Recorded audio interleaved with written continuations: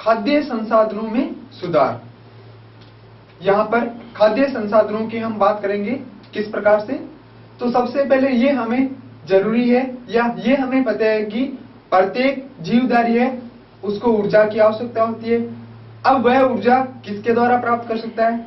वो carbohydrate, protein, वसा, खनिज लवण इत्यादि हो सकते हैं।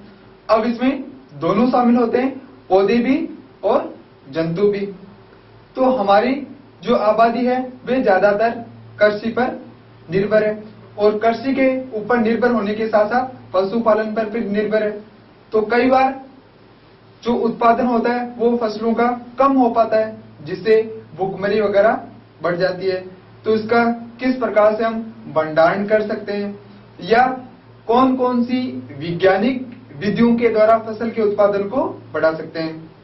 तो खाद्यान्नों के लिए हरित क्रांति और दूध के उत्पादन को बढ़ाने के लिए श्वेत क्रांति, दोनों का काफी योगदान है।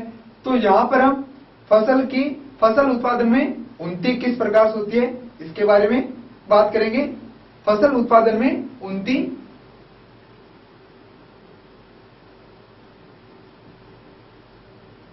फसल उत्पादन में उन्नति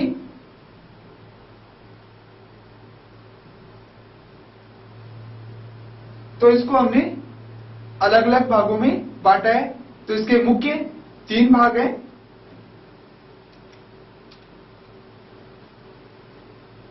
फसल उत्पादन में उन्नति के मुख्यतः 3 भाग हैं।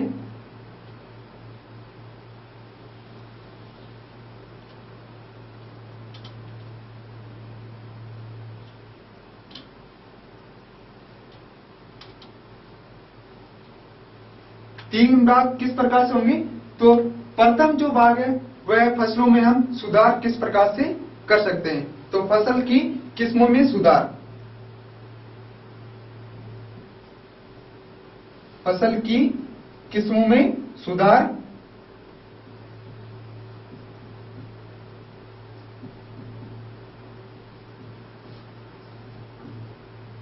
किस प्रकार से कर सकते हैं। दूसरा इसका भाग है कि फसल उत्पादन प्रबंधन किस प्रकार से होगा। फसल उत्पादन प्रबंधन,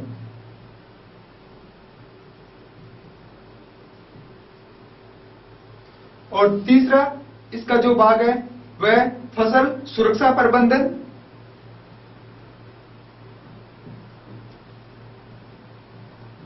फसल सुरक्षा प्रबंधन।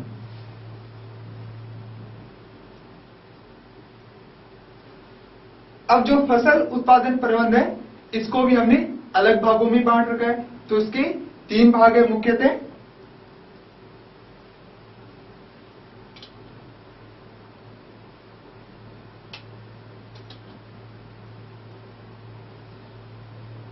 इस प्रकार से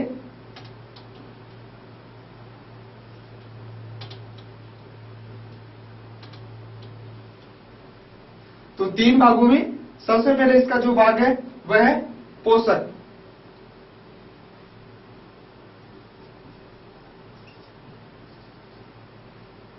अब पोषक के हम यहाँ पर 2 भागों की अलग अलग भागों की बात करेंगे। पोषक में खाद और उर्वरक।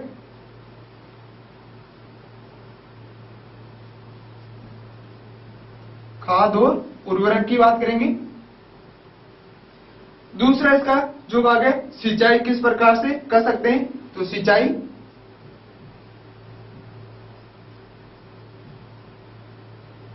और तीसरा है फसल का पैटर्न किस हिसाब से होना चाहिए या क्या है फसल पैटर्न।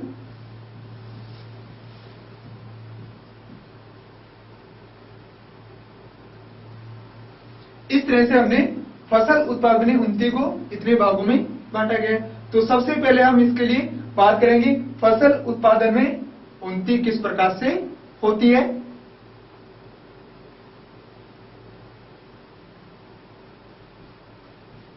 फसल उत्पादन में उन्नति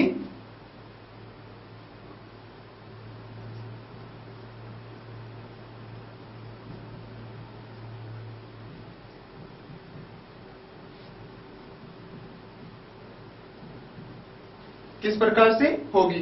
तो ये हमें पता है कि सभी जीवधारियों को ऊर्जा की आवश्यकता होती है, तो वह ऊर्जा हमें किस रूप में प्राप्त होती है या किसके द्वारा प्राप्त होती है। तो सबसे पहले जैसे कार्बोहाइड्रेट की हम बात करें, कार्बोहाइड्रेट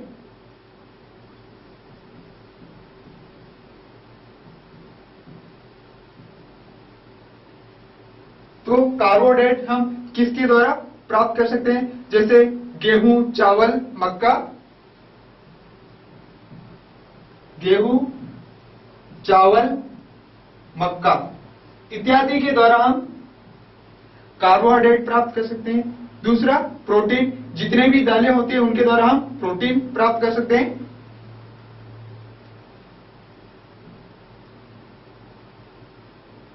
प्रोटीन दालों द्वारा,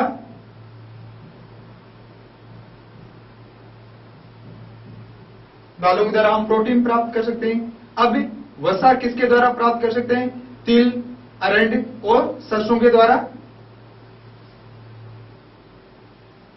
वसा, सरसों,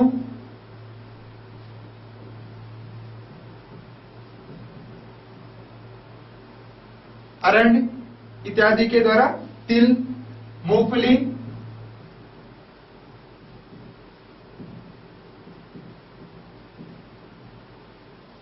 इसके अलावा विटामिन हम किसके द्वारा प्राप्त कर सकते हैं, तो विटामिन के लिए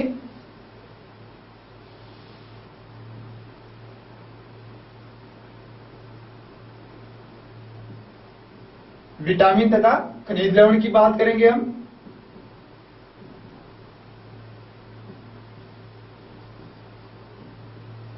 तो विटामिन और खनिज लवण हम साधारणतः फलों से और मसालों के द्वारा प्राप्त कर सकते हैं, सब्जियों के द्वारा।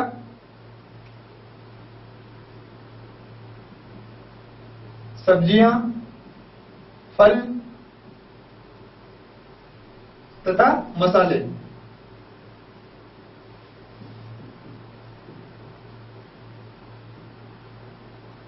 इनके द्वारा हम विटामिन तथा खनिज लवण प्राप्त कर सकते हैं। अब जो फसल उत्पादन में उन्नति होगी वह मुख्यतः किस पर निर्भर करती है, तो उसके लिए कई चीजों का या कई कारकों का होना आवश्यक है। तो उनमें जलवायु संबंधी परिस्थितियां हो सकती है,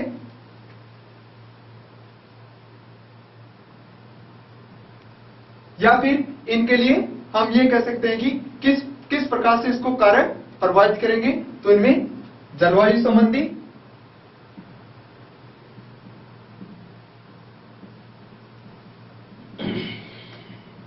जलवायु संबंधी परिस्थितियां,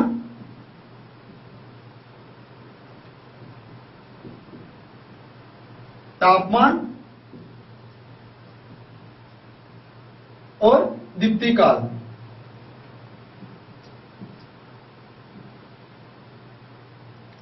ये इसमें मुख्यतः कारक होते हैं। अब हम फसलों के जो फसल है उनको कितने भागों में बांट सकते हैं, तो उनको दो भागों में बांट सकते हैं। एक तो जून से जो अक्टूबर तक होती है,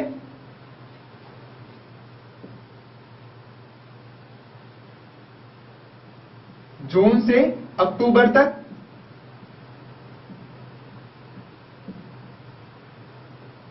जो फसल होती है उसको हम खरीफ की फसल कहेंगे।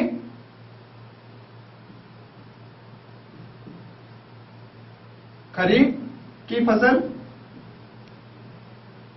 या हम ये कहेंगे कि यह वर्षा ऋतु में होती है। वर्षा ऋतु में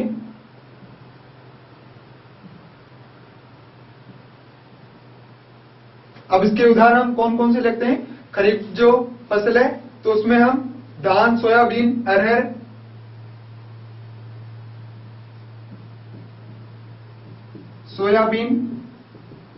अरहर इत्यादि। दूसरी जो प्रकार की जो फसल होती है वो होती है रबी की फसल। तो उसके लिए समय किस प्रकार से होगा, नवंबर से अप्रैल तक।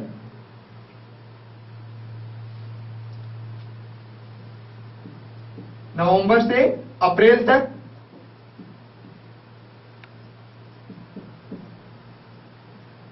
इस प्रकार की फसल को हम रबी की फसल कहेंगे। रबी फसल ये वर्षा ऋतु में होती है और ये शीत ऋतु में होती है।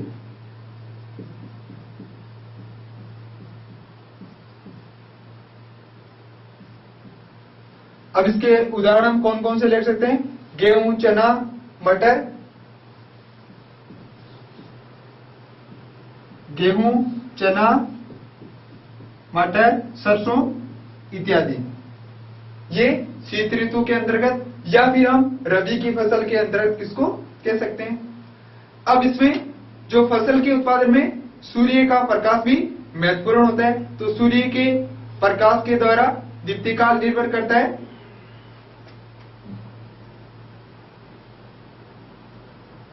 सूर्य के प्रकाश से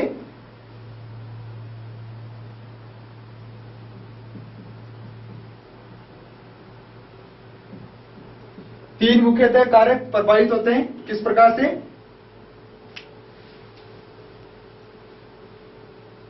पुष्पन, वृद्धि, प्रकाश संश्लेषण की क्रिया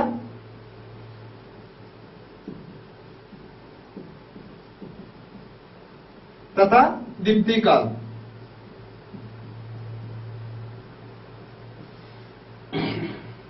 ये सभी घटनाएं सूर्य के प्रकाश से संबंधित होती है, या फिर हम ये कहें कि सूर्य की उपस्थिति में संभव हो पाती है। तो यहां पर फसलों के उत्पादन में उन्नति किस प्रकार होती है? इस प्रकार से। अब इसके अगले भाग की हम बात करेंगे कि फसल की किस्मों में सुधार किस प्रकार से किया जा सकता है।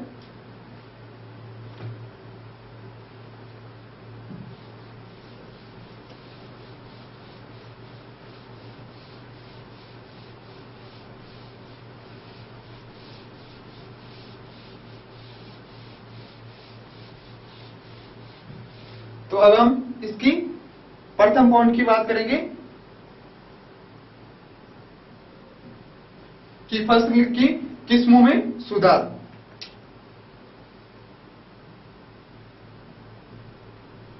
फसलों की किस्म में जो सुधार होगा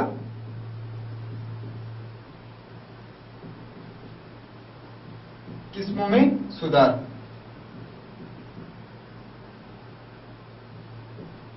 किस प्रकार से कर सकते हैं? तो हमें अच्छी फसल के उत्पादन के लिए सबसे पहले दो अन्य जातियों का संकरण कराना आवश्यक है। किस प्रकार से? संकरण विधि के द्वारा।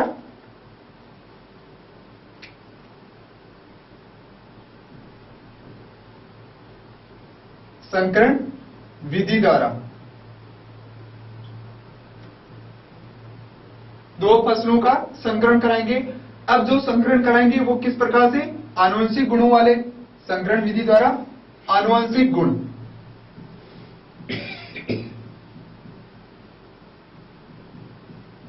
आनुवंशिक गुण होने चाहिए। अब आनुवंशिक गुण में क्या क्या विशेषताएं होनी चाहिए? तो वह रोग प्रतिरोधक होना चाहिए, रोग प्रतिरोधक क्षमता,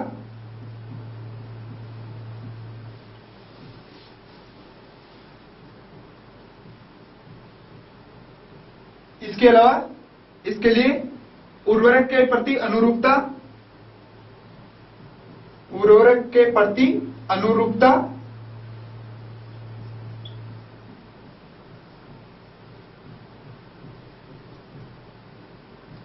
उच्च गुणवत्ता होनी चाहिए या उत्पादन गुणवत्ता, उत्पादन गुणवत्ता, क्वालिटी होनी चाहिए अच्छी प्रोडक्शन की, और उच्च उत्पादन होना चाहिए, उच्च उत्पादन। तो संकरण उन्हीं जातियों में या उन्हीं में कराएंगे जिनमें ये सब विशेषताएं हो, अर्थात रोग प्रतिरोधक क्षमता भी हो, उर्वरक के प्रति अनुरूपता भी हो, उत्पादन गुणवत्ता और उच्च उत्पादन भी हो। ये इसमें विशेषता होनी चाहिए। अब फसल उत्पादन में अन्य कारक कौन से होते हैं? जैसे मौसम,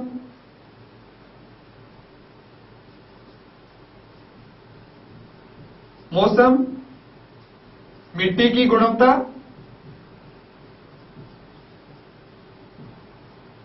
कि मिट्टी किस प्रकार से दोमट मिट्टी है, बलुई मिट्टी है, तो जो फसल होगी उसी के अनुसार मिट्टी की आवश्यकता होगी, तथा पानी, पानी की उपलब्धता होनी चाहिए कि किस प्रकार से हमें पानी फसल के लिए उपलब्ध हो सकता है। तो फसल के उत्पादन के लिए यह भी जरूरी है, मौसम, मिट्टी की गुणवत्ता और पानी। अब इसके लिए अन्य विशेषताएं किस प्रकार से हो सकती है, तो इसके लिए प्रथम जो विशेषता है वह है उच्च उत्पादन। उच्च उत्पादन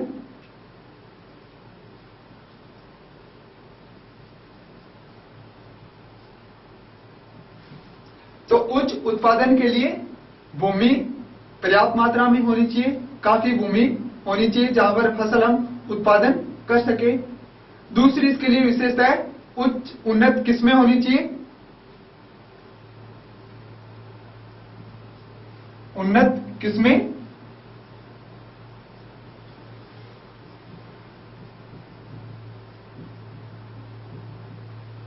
उन्नत किस्मों से हमारा तात्पर्य है कि जो फसल उत्पादन उच्च होना चाहिए, फसल उत्पादन की गुणवत्ता, उत्पाद की, फसल उत्पाद की गुणवत्ता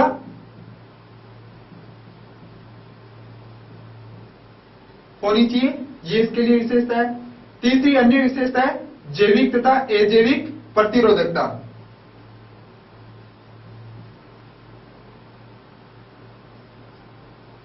जैविक तथा अजैविक प्रतिरोधकता,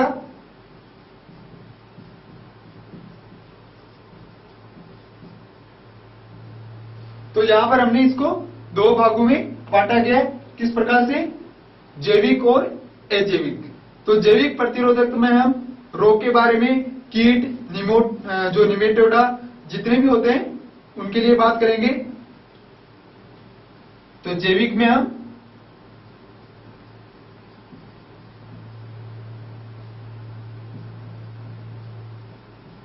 रोग जिनके द्वारा होता है, रोग, कीट, निमेटोड,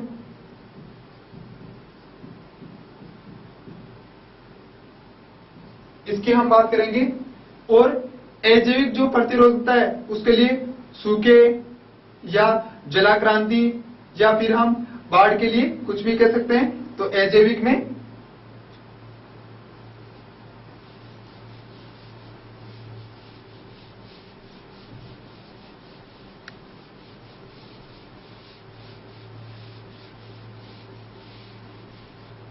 अजैविक किस प्रकार से होगा,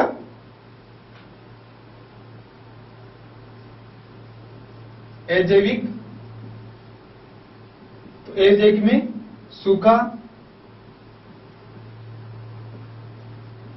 बाढ़, पाला गिरना, ये अजैविक के अंतर्गत आते हैं। या फिर भूमि की क्षारता होना या अधिक होना या जलाक्रांति,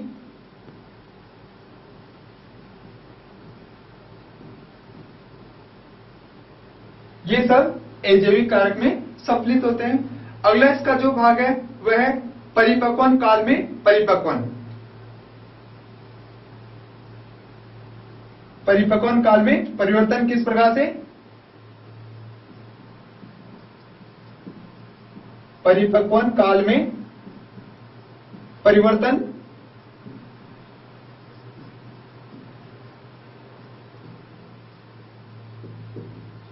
तो किसी भी फसल के उत्पादन के लिए सबसे पहले उसको बोते हैं, बोने के बाद में उसका उत्पादन या सबसे पहले उसका परिपक्वन होता है, उसके बाद में उसका उत्पादन। तो जितना समय कम होगा उसी के अकॉर्डिंग इसका परिपक्वन काल में परिवर्तन होगा। दूसरा इसका मुख्य भाग है व्यापक अनुकूलता।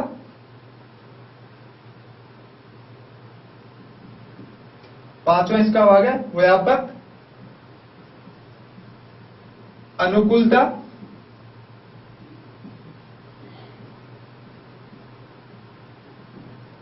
तो व्यापक अनुकूलता का यहां पर तात्पर्य है कि जो भी हम उत्पादन करेंगे फसल का, तो उसके लिए विशेषता ये होनी चाहिए कि विभिन्न क्षेत्रों, विभिन्न परिस्थितियों और उसका उत्पादन कर सके। विभिन्न क्षेत्रों,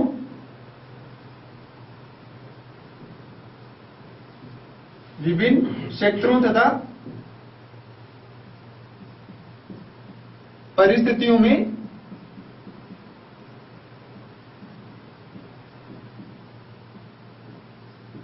एक किस्म का उत्पादन,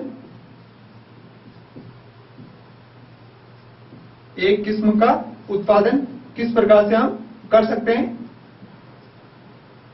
वह उसकी व्यापक अनुकूलता होगी। अगला इसका जो भाग होगा वह ऐच्छिक तथा सस्य विज्ञान गुण।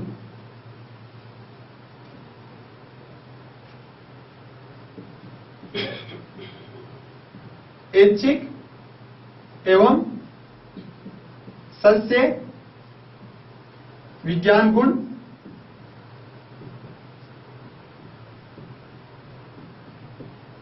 तो इसका हमारे तात्पर्य क्या है कि ऐच्छिक एवं सस्य विज्ञान गुण का, जैसे चारे के उत्पादन के लिए लंबी शाखाएं वाली या अधिक शाखाएं वाली होनी चाहिए। चारे के लिए बात करेंगे तो चारे के लिए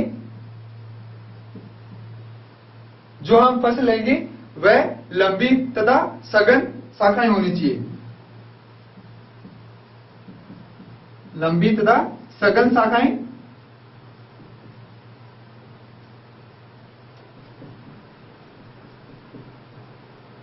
और जब हम अनाज की बात करेंगे तो वह बोना होना चाहिए। तो इस प्रकार से जो सस्य विज्ञान है उसके अंतर्गत हम जितने भी जो उत्पादन की वृद्धि के लिए काम आएंगे या उनका उत्पादन किस प्रकार से कर सकते हैं, वह सस्य विज्ञान के अंतर्गत करते हैं। तो यहां पर अब इसको हम अवधान की प्रक्रिया के द्वारा समझेंगे। यहां पर इसके 6 पॉइंट है, इसको षटकोणीय के द्वारा इस प्रकार से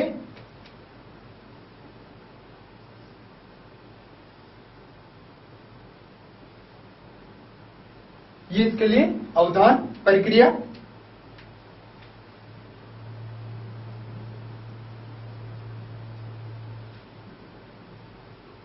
अवधान प्रक्रिया में इनकी पॉइंटों की बात करेंगे तो उच्च उत्पादन सबसे पहले, तो उसका उच्च उत्पादन,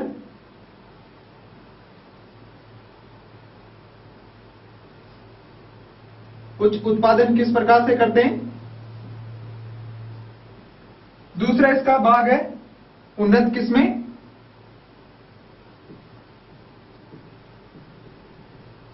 उन्नत किस्में। तीसरा है जैविक तथा अजैविक, जैविक तथा अजैविक।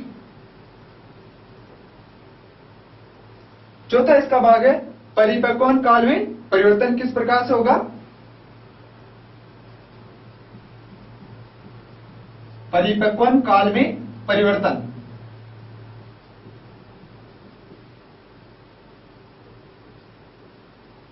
परिवर्तन व्यापक अनुकूलता किस प्रकार से होगी। व्यापक अनुकूलता। और जो 6 पॉइंट है, 6 पॉइंट है, वह ऐच्छिक तथा सस्य विज्ञान।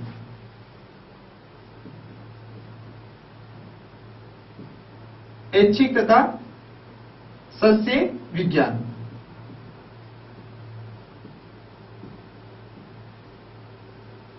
इस प्रकार से अवधान की प्रक्रिया को हम बता सकते हैं कि फसलों की किस्मों में सुधार किस प्रकार से कर सकते हैं। अब इसका अगला जो भाग है